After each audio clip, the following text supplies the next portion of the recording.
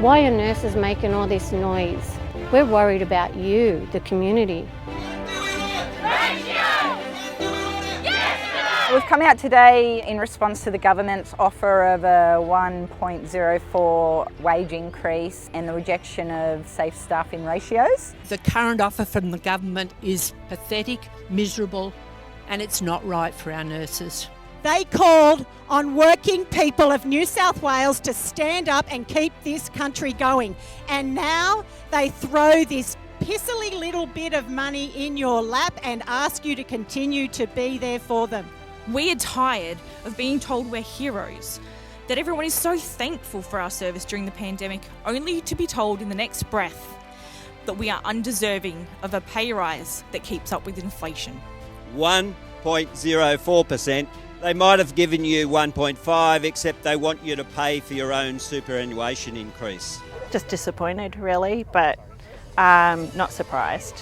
Makes me feel really angry. I think that's absolutely disgusting. It's like a slap in the face, considering all that we do for the community. The offer to the association was to completely reject every single improvement to staffing and skill mix that the nurses and midwives sought to improve their current award and working conditions.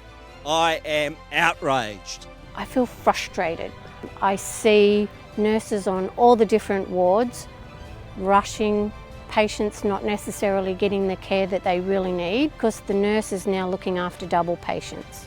More presentations, more complex cases, and people that we just don't have time to spend with in the department because we're constantly under the pump to get them out and facilitate that flow through the department with no extra help. And the stories that I hear from nurses in these really small country hospitals as they're manning an entire hospital on their own is disgraceful.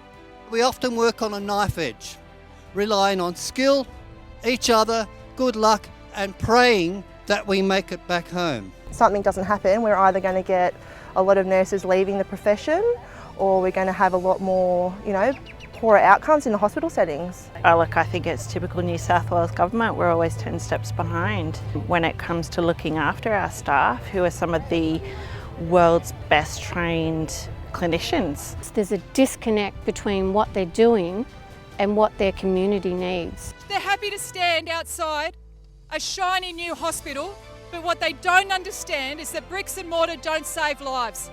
It's the workers that save people's lives. Legislated nurse-to-patient ratios save lives, save money, and increase nurses' job satisfaction. We know this because nurses in Victoria and Queensland have ratios. Studies found during the first 3 years that ratios were introduced in Queensland, they prevented 145 deaths and saved $81 million. Give us what we really want, which is ratios, 1 to 3 in ED, 1 to 4 on the wards. Keep everyone safe. It's time to stand up and fight back. Come on, Gladys, negotiate!